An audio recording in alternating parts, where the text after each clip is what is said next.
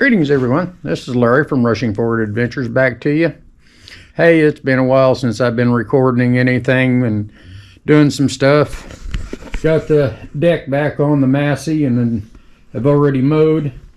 We got some weird weather here in Indiana. It's freaking 70 degrees one day and snowing the next. And I did mow the other day.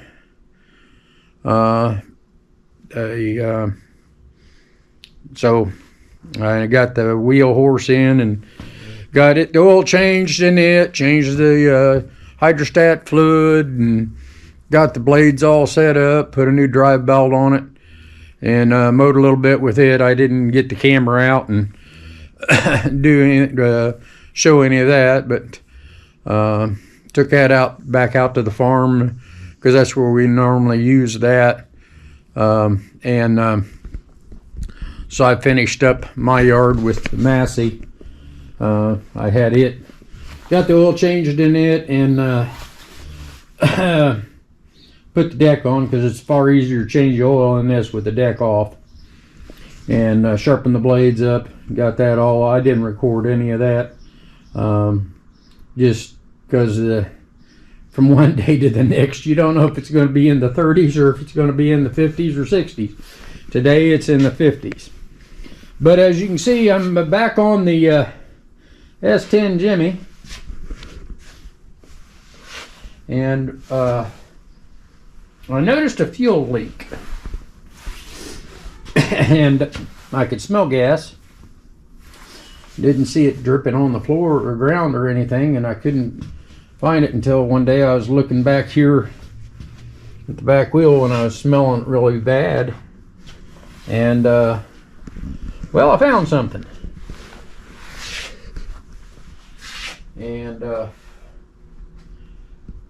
I figured I'd bring you along to show you what I found.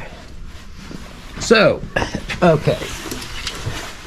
First of all, I found, of course, more wiring issues, which is, if you can see those corroded wires, those are ground wires. Normally ground wires don't corrode, but at any rate, where they are corroded is where you can see where it ate through this right here, and this line, steel line here, is not actually gas, doesn't carry gas. That's a vapor line. It goes back here on the back left side to the vapor canister. But the fuel leak is actually right here, and I don't know if it's the return or the primary, but when I was looking at it, see, somebody's they replaced the rear brake line, which is what this is, but this line here is that vapor line, and that, folks, if you can see it, looks like JB Weld.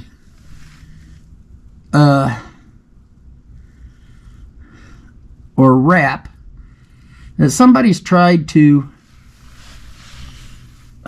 put on that vapor line to seal it up. Now, in that cluster, you can see there's other lines. Well, those other lines are actually the fuel lines, and there's a clamp right there, or a plastic clamp similar to that one there, that those lines set in. And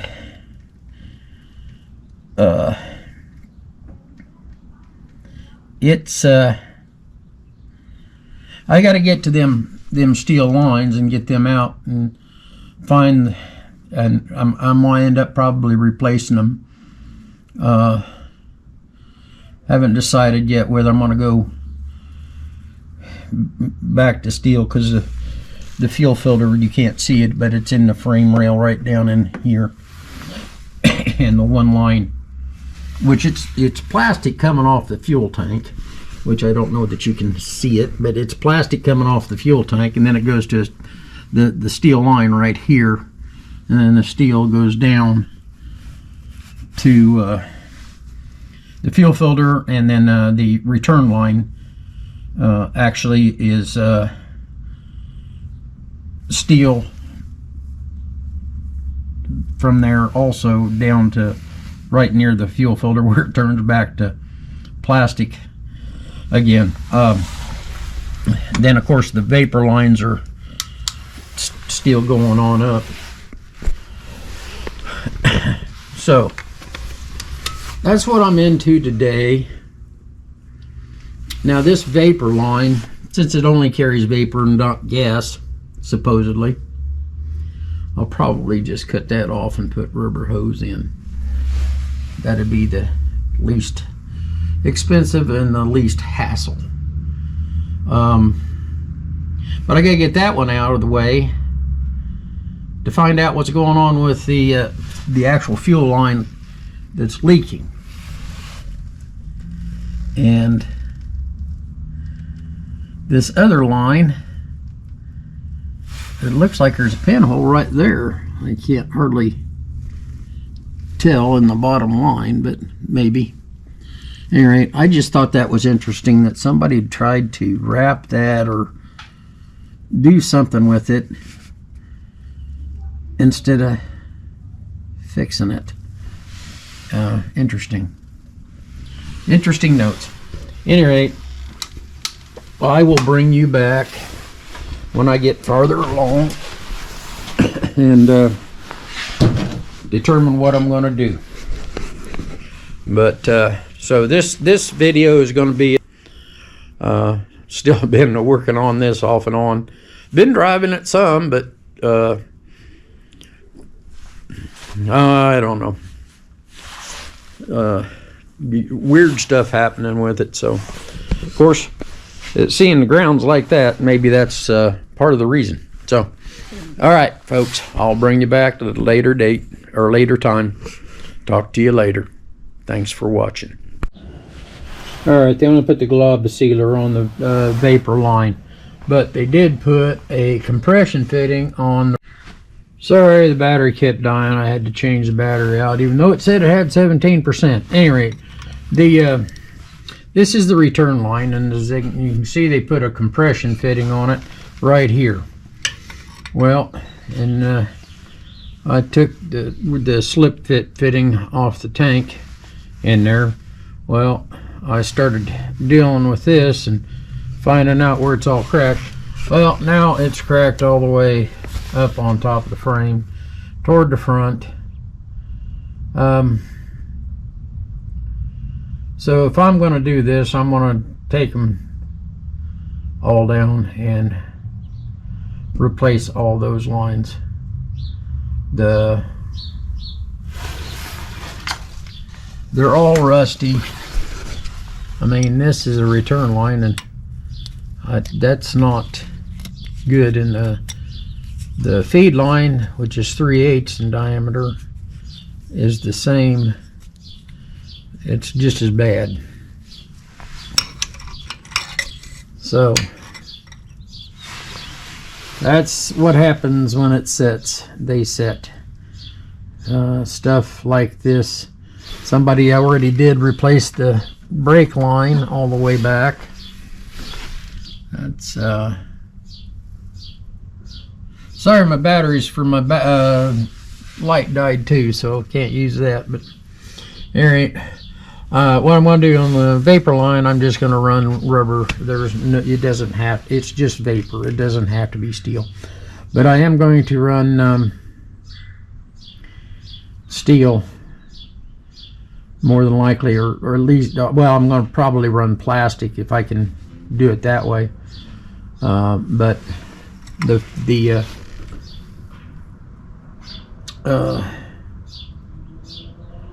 where the fuel filter is, there's another connection like this on the return, and on the fuel filter fitting, it actually has a regular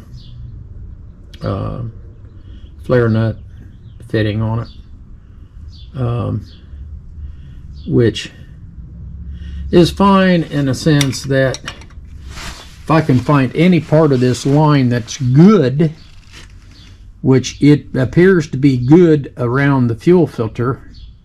I mean, it's still nice and shiny. I can run the plastic fuel line to steel line adapter and just run plastic up, and the problem of it is getting between the body and the frame is difficult.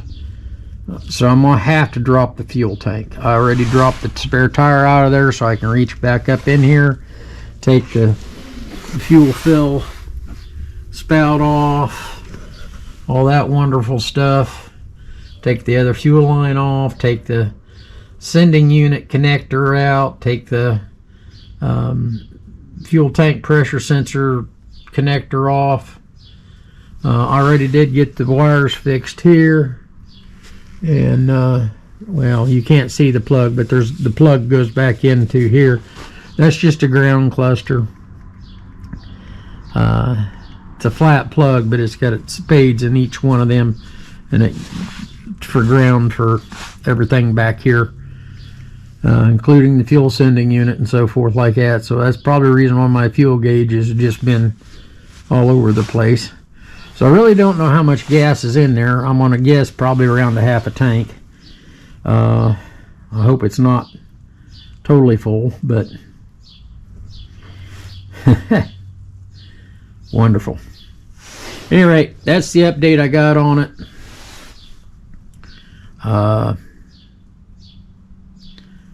Right now it's lunchtime for me. I need to go get something to eat. Starting to get a little bit hangry, as they call it, and hopefully Stephen might be back and maybe he can give me a hand with dropping that tank out and getting them lines out. So till then, thanks for watching. Have a wonderful day. Greetings everyone, Larry from Rushing Forward Adventures back to you. Give you a little back story on the Jimmy. Stephen just left, and we finally got the lines ran on the Jimmy. I forgot to record all that hassle, although it probably wouldn't have been YouTube appropriate. It was a pain, but here's the lines that we had to replace. Now I replaced basically all this with nylon. This really rusted one is actually the vapor canister line. This is the return line, which somebody had tried to fix with a union, but they tightened it so much they split the nut. Well, looking at it, it was leaking back here too, and leaking up in here where it goes into a clamp. You can't really see the hole, but there's a hole in that. So that was leaking pretty bad. Well, in the process of getting to this one, I got to looking at this one. This one didn't look very good, and lo and behold, this is the pressure line. This is the one that handles 60 psi, which, don't get me wrong, the return can handle 60 psi too, but this is the one that runs the 3/8 line, steel line, that runs up to the fuel filter. Well, somebody had screwed that fuel filter in so tight that we couldn't get this loose, and it, even with a line wrench, boogered up that nut. Anyway, it doesn't have to be that tight. It's got an O-ring in there to seal it, but I don't know. Anyway, somebody got it really tight. Anyway, we ended up, because of where it goes, we literally had to cut this line in spots so that we could pull it out of the frame and above the frame rail.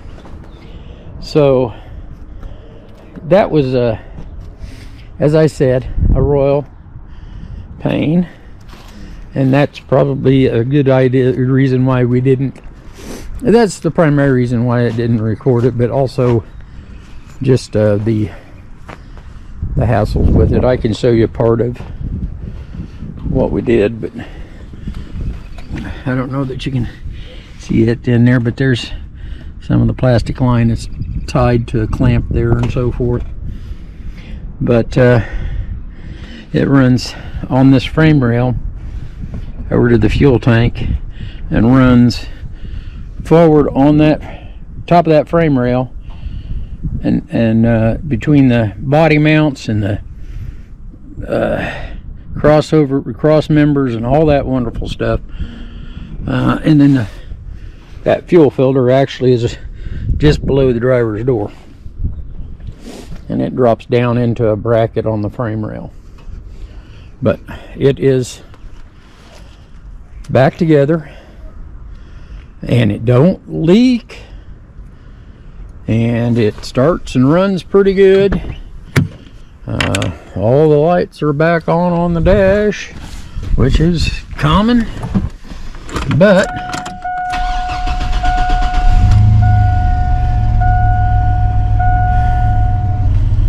well, now the brake lights are off, but at any rate, I'm sure they'll come back on. I need to move this over, but out of my yard and into the driveway here, because we were supposed to get some rain, but seems to be running all right. I fixed them wires back there with the back there that cover the grounds to the back and so forth. And now at least the fuel gauge is staying between 1/2 and 3/4 of a tank, which is what I believe is in it. But before I fixed those, it was jumping all the way over here to full, and then it dropped down to 1/4 of the tank, and it's not doing that anymore. It's staying pretty much steady right between 1/2 and 3/4 of a tank.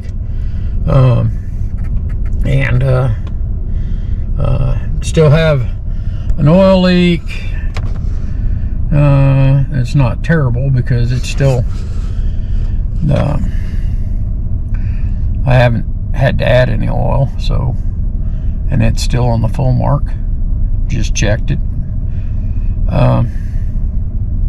But then again, I haven't really driven it. I've driven it just about I want to say I've driven it about 200 miles, just putting it around and driving it around. Actually, it drives pretty nice. It rides pretty good too. But at any rate, the toy, which is what I'm going to be calling it, because the extended plans are to have some fun with it.